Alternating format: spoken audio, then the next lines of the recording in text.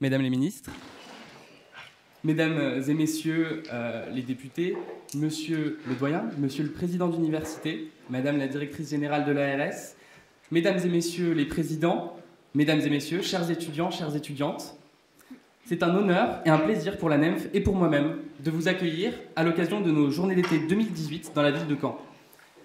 Toutes deux universitaires, faire face à un amphithéâtre rempli d'étudiants n'a pour vous rien d'une nouveauté. La NEMF n'a pas non plus grand-chose d'une nouveauté, structure historique du monde de l'enseignement supérieur et de la santé. La NEMF souffle cette année sa 53e bougie. Néanmoins, la richesse et le dynamisme du réseau d'étudiants qui nous constitue est une source perpétuelle d'inspiration. Et la NEMF et ses associations n'ont de cesse de se réinventer. Étudiants en médecine, citoyens du monde, c'est le thème de nos journées d'été, et c'est le sens que prend quotidiennement notre engagement. Le champ d'action de notre réseau est très diversifié. Le tutorat, par exemple, dont le développement témoigne de l'importance de l'interprofessionnalité et de l'apprentissage par les pairs.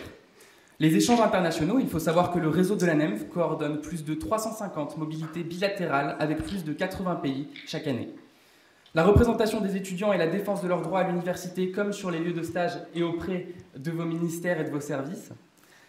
La santé publique, avec des projets comme le Défi sans limite, qui a permis d'amener les étudiants en médecine à réaliser 12 633 dons de sang cette année. La solidarité et la lutte contre les discriminations, la lutte contre l'isolement socioculturel et j'en passe, l'inventivité des étudiants engagés ne connaissant pas de limites. Vous l'aurez compris, les étudiants en médecine ont à cœur d'œuvrer pour la société, aussi bien par leur choix de profession, qui incarne d'ores et déjà leur volonté d'agir pour les autres, que par leur engagement sans faille. Vous avez en face de vous des étudiants qui partagent leur temps entre des responsabilités associatives et électives souvent importantes et des études dont les difficultés multiples et parfois extrêmes rebutent et font souffrir. Mesdames les ministres, vous avez toutes deux pris vos fonctions il y a maintenant un peu plus d'un an.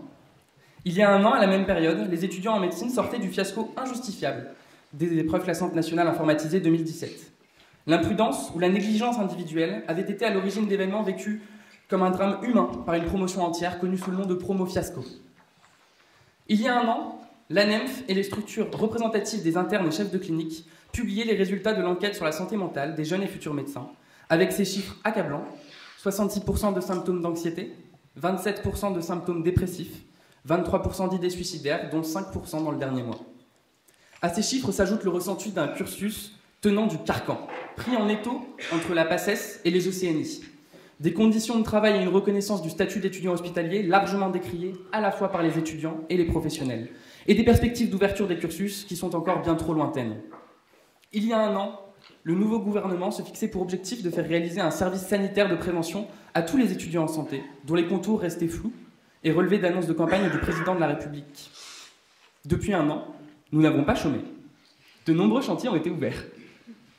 La NEMF s'est impliquée de manière précoce et importante dans les réflexions autour des évolutions des ECNI. Nous avons ainsi mené une grande concertation des étudiants en médecine, au cours de laquelle nous sommes allés à la rencontre des étudiants de 29 facultés de médecine sur le territoire français. Nous avons réalisé une enquête nationale et nous avons multiplié les outils d'expression pour les étudiants.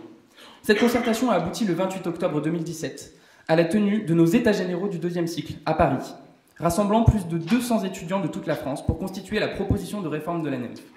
Ces éléments ont par la suite été portés au sein du rapport que vous aviez confié à Jean-Luc Dubois-Randé et Quentin Aignan-Imbaud, auprès desquels la NEMF a su être force de proposition. Ce rapport a reçu un soutien important de la NEMF, qui y a vu une opportunité unique d'enfin sortir d'un système d'études verrouillé et destructeur. Aujourd'hui, la NEMF attend des avancées concrètes quant à l'issue de ce rapport. Le bruit de la fin des ECNI se fait de plus en plus présent, mais les étudiants sont actuellement livrés au doute. Pour quand serait la réforme? En quoi consisterait-elle?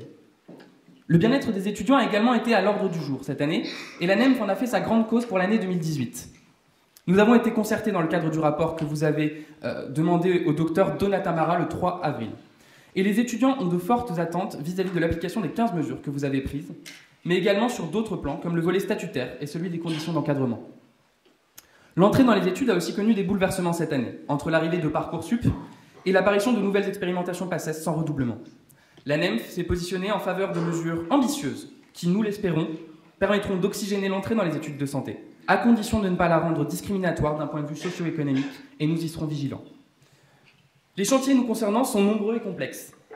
Nous sommes, je le crois, à l'aube d'un tournant historique. Nos échanges sont indispensables pour construire un monde correspondant aux attentes de la jeunesse que nous incarnons.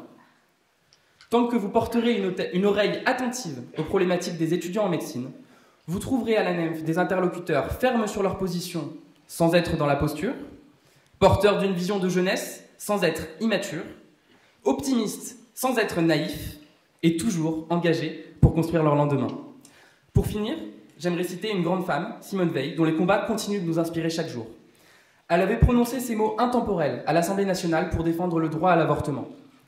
Je ne suis pas de ceux et celles qui redoutent l'avenir. Les jeunes générations nous surprennent parfois en ce qu'elles diffèrent de nous. Nous les avons nous-mêmes élevées de façon différente de celle dont nous l'avons été. Mais cette jeunesse est courageuse, capable d'enthousiasme et de sacrifice comme les autres. Sachons lui faire confiance pour conserver à la vie sa valeur suprême. Mesdames les ministres, merci pour votre présence aujourd'hui.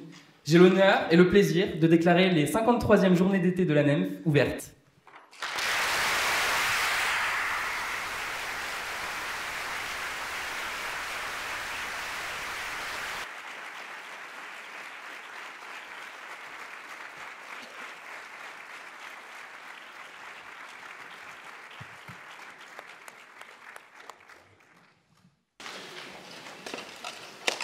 Monsieur le Président de la NEMF, merci beaucoup de nous accueillir. Mesdames et Messieurs les administrateurs, chers étudiants, Monsieur le Préfet, Monsieur le Recteur, Monsieur le Président de l'Université, Mesdames et Messieurs les doyens, Mesdames et Messieurs, chacun en vos noms, titres et qualités.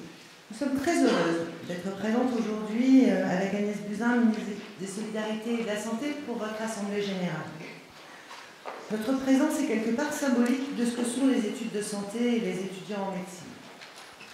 Vous êtes des étudiants à cet âge particulier de la vie où l'on cherche la définition de soi, la définition de son projet professionnel, et vous partagez la situation, les difficultés parfois, les bonheurs, les espoirs et les aspirations, j'espère, de votre génération.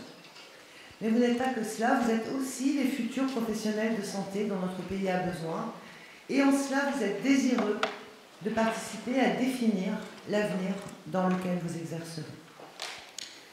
Il y a un an, vous étiez à Nantes. Le climat était alourdi des difficultés rencontrées lors de l'édition 2017 des épreuves classantes nationales, et nous avions pris deux engagements. Le premier, c'était de mettre tout en œuvre pour sécuriser l'édition 2018. C'est chose faite. Je veux en remercier vraiment tous ceux qui ont participé à ce succès, particulièrement le conseil scientifique, le jury, mais aussi le comité de pilotage des ECN auquel la NEMF participe activement. Mais les discussions entamées avec vos représentants à cette époque montraient aussi à quel point l'exaspération devant les difficultés rencontrées n'était finalement que le sommet de l'iceberg. Il y a eu progressivement comme un divorce entre l'organisation des études de médecine et ce qu'en attendent la population que vous soignerez, les étudiants que vous êtes et les enseignants, hospitalo-universitaires, praticiens qui vous transmettent leurs connaissances et vous guident dans l'apprentissage de votre métier. La ministre des Solidarités et de la Santé détaillera mieux que moi ce que les patients attendent de vous et comment les évolutions épidémiologiques et d'organisation du système de soins doivent modifier votre formation. Je veux simplement rappeler deux choses. Les patients sont plus souvent mécontents de la façon dont ils ont été écoutés, ou pas écoutés d'ailleurs, que de la qualité technique de la réponse médicale qui leur est faite. Et les connaissances que vous acquérerez seront pour certaines périmées avant même que vous n'exerciez. Ces connaissances sont de plus devenues disponibles au bout d'un clic, souvent pour vous, mais également pour les patients. Chacun, patient, étudiant, professeur, a une conscience de ces constats. Dès lors, quelle pertinence y a-t-il à une organisation des études qui fonde le recrutement des étudiants sur leur capacité à apprendre par cœur et à restituer des connaissances détaillées en cochant les QCM? Quelle pertinence y a-t-il à ce que les capacités d'un étudiant à interagir avec un patient soient évaluées sous la forme d'une appréciation bon stage ou étudiant agréable, motivé et bien intégré à l'équipe, et qu'il lui soit par contre demandé à l'ECN de restituer intégralement les connaissances de documents de référence toujours plus copieux? Chacun voit bien que la formation des médecins pour exercer la médecine doit être repensée. Des évolutions plus globales doivent aussi être prises en compte. Les métiers pour lesquels des connaissances médicales sont utiles se sont diversifiés et ce mouvement va se poursuivre. Je vais prendre quelques exemples empruntés aux nombreux chantiers communs à l'enseignement supérieur, la recherche et l'innovation et à la santé. En commun, avec Agnès Buzyn, nous portons le plan France Médecine Génomique 2025. En commun, nous avons lancé le plan Maladies rares. En commun, nous participerons la semaine prochaine au Conseil stratégique des industries de santé sous la présidence du Premier ministre. Alors quel est le lien entre ces différents chantiers ? Eh bien, c'est notamment celui des compétences à venir qui sont nécessaires. Dans les trois cas, que ce soit pour généraliser la médecine personnalisée ou pour faire de la France un leader dans les domaines de l'e-santé et des biotechnologies, nous avons besoin de professionnels ayant des connaissances médicales, mais aussi des connaissances d'autres champs, notamment en mathématiques, informatique, intelligence artificielle, biologie. La formation médicale pour exercer la médecine doit changer et la formation médicale doit aussi servir à exercer d'autres métiers que celui de médecin. Enfin, les enquêtes menées par l'ANEM et par d'autres organisations d'étudiants en santé montrent que certains étudiants vivent mal leurs études. La discordance que vous percevez entre ce qui vous est demandé et ce qui serait le plus pertinent pour votre exercice futur, ce sentiment d'apprendre des choses dont vous doutez parfois de l'utilité et d'y consacrer pourtant de très nombreuses heures, induisent comme une perte de sens de vos études. La compétition permanente dans laquelle vous enferment des études initiées et terminées par un concours n'est sans doute pas non plus très propice à l'épanouissement de tous. Ce constat appelle des réponses immédiates et nous mettons en place, comme nous nous y sommes engagés, le Centre national d'appui pour la qualité de vie des étudiants en santé, qui bénéficiera de moyens dédiés, mais qui appelle aussi des évolutions de fond. À partir de ces trois constats, une plus grande diversité des métiers pour lesquels des connaissances médicales sont nécessaires, une importance encore plus grande des compétences relationnelles et cliniques dans l'exercice de la médecine, la demande forte de pouvoir, comme j'ai déjà eu l'occasion de le dire devant vous, réfléchir et respirer. À partir de cela, nous devons refonder les études en médecine et mieux les inclure dans le paysage global de la santé et de l'enseignement supérieur et de la recherche. Concernant l'entrée dans les études de santé, le premier cycle, des expérimentations sont en cours. Elles ont été permises, notamment dans le cadre de la loi Orientation et réussite des étudiants. Elles pourront être poursuivies et étendues. L'évaluation d'autres compétences lors d'épreuves orales concernera l'année prochaine près du quart des étudiants inscrits en PACES. L'admission d'étudiants ayant débuté d'autres premiers cycles va progressivement devenir normale. Il reste encore du travail pour dessiner complètement les modes d'admission dans les études de santé et nous le ferons avec toutes les parties concernées, avec le souci d'inclure ces études dans une vision rénovée des premiers cycles universitaires, valorisant la construction progressive de l'orientation, la personnalisation des parcours et la réussite des étudiants. Mais revenons à l'ECN et donc tout à la fois à l'organisation du second cycle et à l'admission dans le troisième cycle. Et venons-en peut-être à l'information que vous attendez tous. Les étudiants qui entreront en quatrième année en 2019 bénéficieront d'un second cycle entièrement rénové. L'engagement de l'État d'assurer que les modes de spécialisation des médecins correspondent aux besoins de la population restera entier et la ministre des Solidarités et de la Santé y reviendra.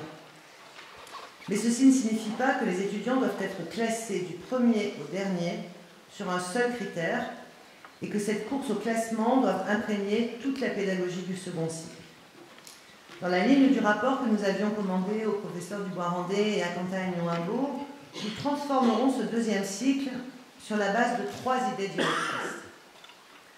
Maintenir une évaluation nationale des connaissances, valorisant le recours aux nouvelles technologies conçues développer les facultés de médecine et la centrer sur des connaissances essentielles.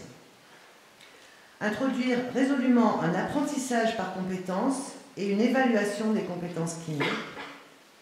Et enfin, permettre que les caractéristiques spécifiques de tel ou tel parcours étudiant soient prises en compte lorsqu'elles sont particulièrement pertinentes pour l'exercice d'une spécialité.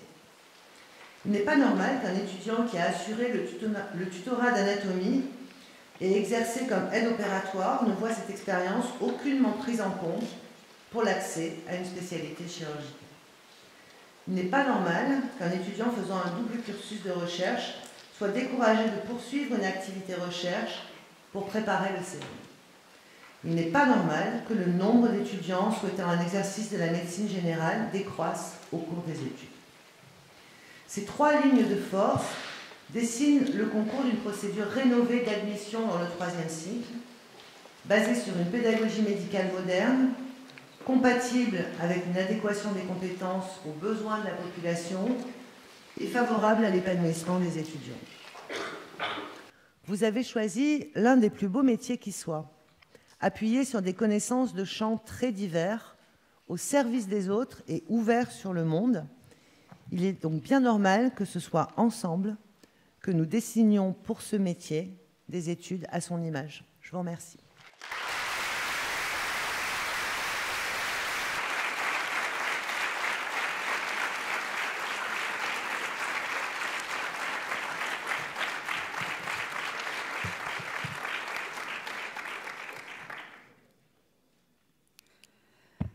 Madame la ministre de l'Enseignement supérieur, de la Recherche et de l'Innovation, cher Frédérique Vidal, Monsieur le préfet, Monsieur le recteur, Mesdames et Messieurs les parlementaires, Monsieur le président de l'université, Messieurs les doyens, Madame la directrice générale de l'ARS, Monsieur le directeur général du CHU, Mesdames et Messieurs les professeurs, chers collègues, Monsieur le président de l'ANEMF, j'ai envie de vous appeler par votre prénom, cher Yanis, non pas par familiarité, mais parce que nous nous voyons souvent. Chères étudiantes, chers étudiants, si nous nous adressons, Frédérique Vidal et moi-même, à des étudiants avec des envies d'étudiants, c'est également aux futurs professionnels de santé que nous souhaitons parler. Vous le savez, notre système de santé est confronté à des évolutions majeures. Le vieillissement de la population, la prévalence des maladies chroniques et des polypathologies, une révolution technologique et numérique avec notamment aussi le développement des technologies qu'on appelle omiques, le développement de logiciels avec de l'intelligence artificielle, de bots pour analyser des images, synthétiser des grandes données de santé, permettant ainsi d'aller vers des médecines de plus en plus de précision. Et il faut rajouter à cela probablement le déploiement de la téléconsultation et de la télémédecine avec ce qu'elle va engendrer de transformation des organisations.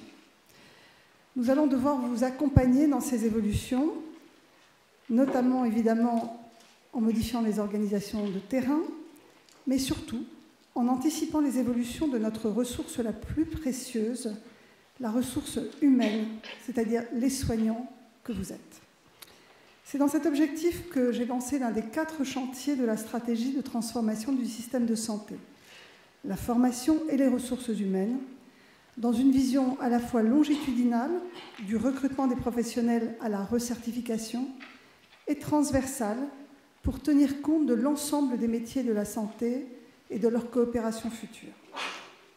Hier, notre système de santé était très hiérarchisé. On distinguait les professions médicales, les professions paramédicales. Les uns étaient formés à l'université, les autres non. Aucun temps de formation en commun ne les préparait à coopérer, à travailler en équipe. Et les niveaux de compétences et d'autonomie étaient discontinus, sans métier intermédiaire et sans passerelle entre les métiers. Avec tous les acteurs, nous travaillons maintenant à rendre notre système plus fluide et plusieurs des transformations concernent vos études. Nous avons lancé avec Frédérique Vidal le chantier de rapprochement, d'universitarisation des formations paramédicales et de maïeutique. Nous évoquions ce matin les évolutions de l'admission des étudiants en soins infirmiers et leur inscription à l'université. En l'espace d'1 an seulement, nous avons donné naissance aux services sanitaires. Nous en avons fait un temps d'acquisition en commun de compétences autour de la prévention et de la promotion de la santé, mais surtout un temps commun d'échange entre professionnels dans une activité pédagogique. Alors félicitations aux équipes de Caen qui nous accueillent aujourd'hui et qui nous ont montré ce matin comment elles pensaient leurs actions de façon pluriprofessionnelle, notamment dans la pédagogie.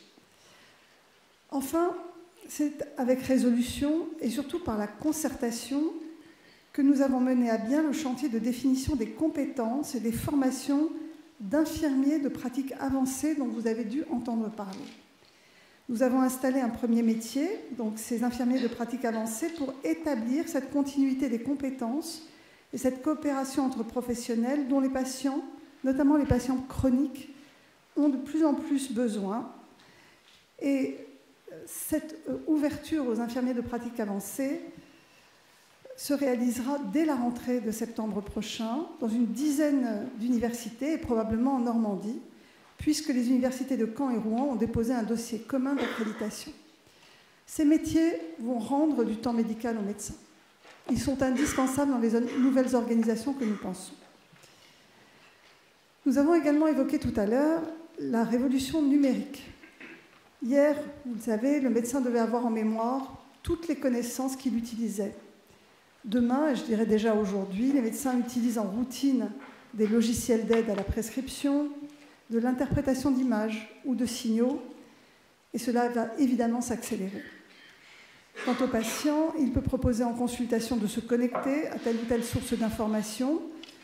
Parfois, il connaît mieux sa propre maladie quand il s'agit des maladies rares que le médecin qui va être amené à le prendre en charge.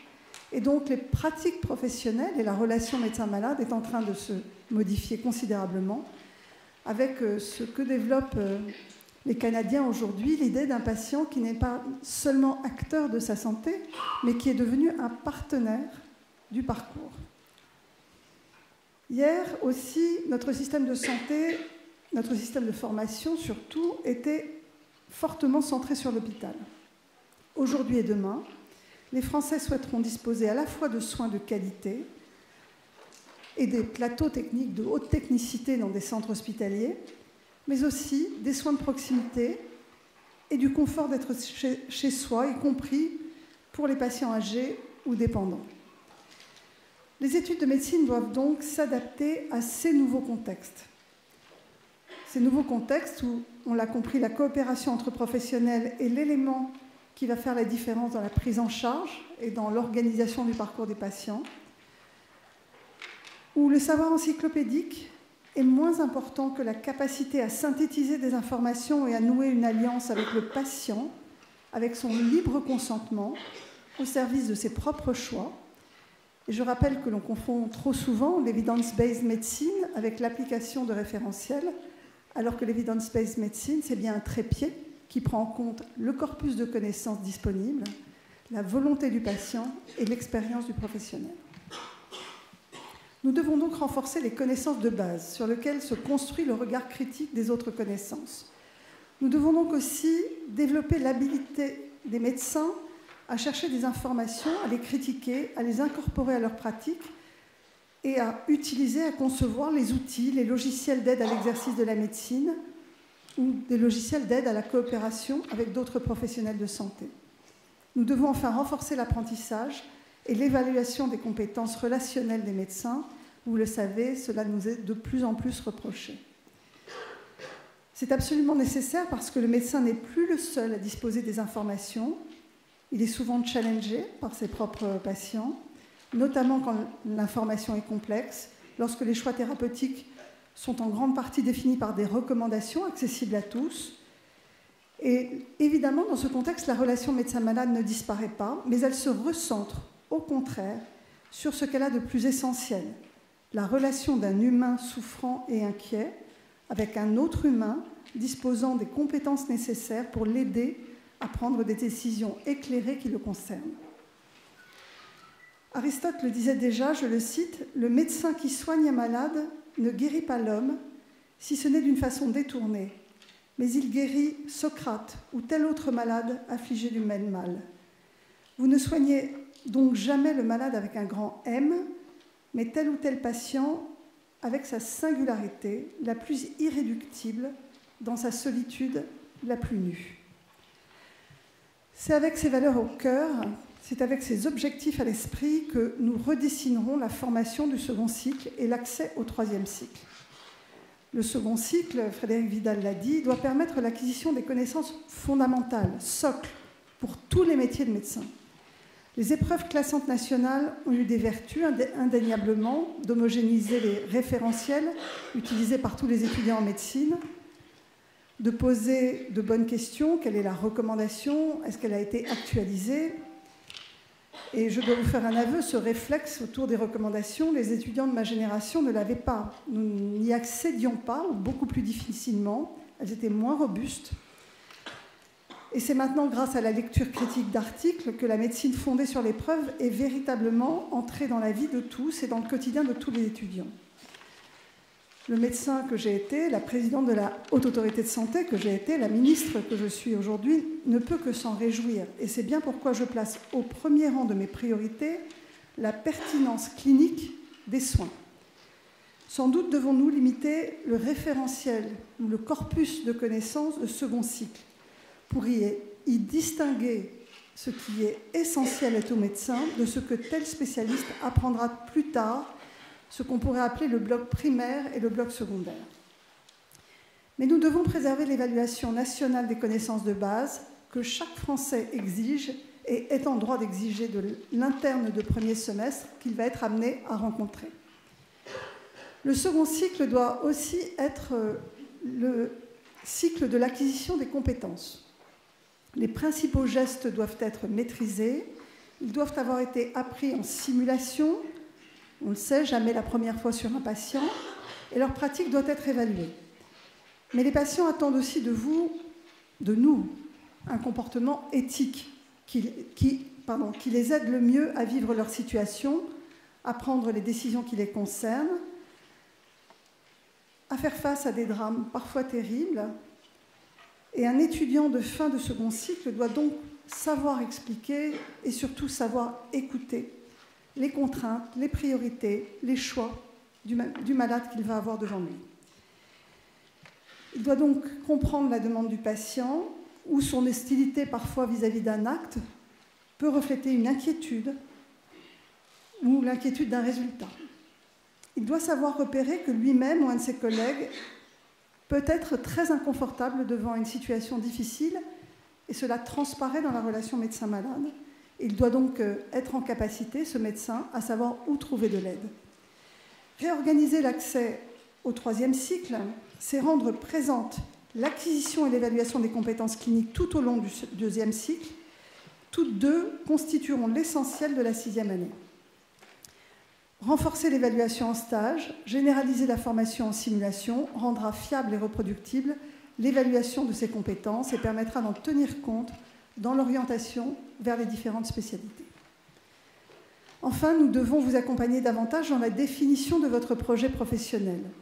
Le stage de deuxième cycle de médecine générale doit être généralisé, c'est-à-dire réalisé par 100% des étudiants de toutes les facultés de médecine, et nous travaillerons à lever tous les obstacles au recrutement de maîtres de stage. Les parcours doivent être personnalisés. Je pense à ces étudiants nombreux qui ont le projet d'un exercice de la médecine générale en ambulatoire, parfois dans un territoire qu'ils connaissent ou qu'ils ont découvert au cours de leurs études, et qui doivent être confortés dans la construction de ce projet. Ils ne doivent en aucun cas se trouver entraînés dans un bachotage qui leur fait en fait perdre l'objectif. L'admission dans le troisième cycle se fera donc selon une procédure rénovée. L'État gardera la responsabilité de définir, en lien avec les besoins de santé et les capacités de formation recensées auprès des acteurs de territoire, la répartition des postes d'internes ouverts chaque année par spécialité et par subdivision. Mais chaque étudiant pourra faire valoir 3 éléments. Ses connaissances, évaluées en fin de 5e année, ses compétences, évaluées en fin de 6e année, et son profil, défini par un nombre limité de paramètres exprimant la personnalisation du parcours et qui deviendra donc un atout et non plus un obstacle. Un travail important reste à faire pour préciser les conditions exactes de chacune de ces évaluations. Leur prise en compte pour l'accès aux différentes spécialités dans un processus que vous avez baptisé du nom de matching. Peut-être nous trouverons un autre mot que cet anglicisme, mais pour l'instant, c'est celui-ci que nous avons partagé.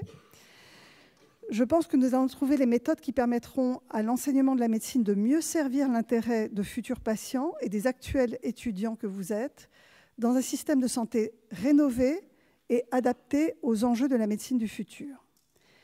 Je suis également convaincue que ces nouvelles voies que nous ferons emprunter à la formation de nos futurs médecins contribueront à améliorer la qualité de leurs conditions de vie tout au long de cette partie essentielle du cursus, préalable à cette orientation vers le 3e cycle.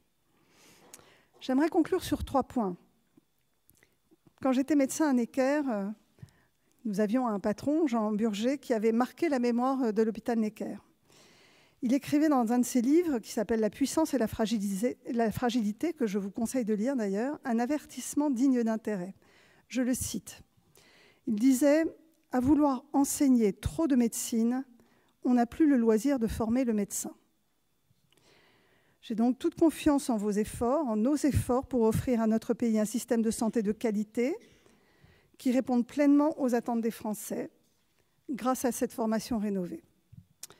Le 2e point, parce que j'ai pris connaissance avec Frédéric Vidal du dossier de presse que vous avez rendu public le 13 juin dernier sur le statut et les conditions de travail des étudiants hospitaliers. Des engagements ont été pris pour organiser le suivi des recommandations de Donata Marra sur les risques psychosociaux des étudiants. Sachez qu'ils seront tenus. J'ai également en tête votre demande sur le besoin d'un meilleur encadrement des gardes et j'ai demandé à mes services de reprendre le dossier. Plus largement, j'aurai à cœur de mettre mon ministère en situation de cohérence. Dès lors que la réalisation de stages hors du CHU devient de plus en plus fréquente, nous devons en tirer toutes les conséquences sur les dispositifs d'accompagnement et de soutien des étudiants, en lien ou non avec les collectivités territoriales qui s'engagent à nos côtés. Enfin, 3e et dernier point, il porte sur vos atouts, au premier rang desquels votre jeunesse. La jeunesse est l'âge du possible. Rien n'est trop difficile pour vous. Tristan Bernard disait « L'inexpérience est ce qui permet à la jeunesse d'accomplir ce que la vieillesse sait impossible ». Je vous livre ça pour vos méditations de vos vacances d'été et surtout, je vous souhaite un excellent congrès, assemblée générale. Merci encore de nous avoir invités, cher Yanis, et bravo pour tout ce que vous faites pour les étudiants en santé. Merci.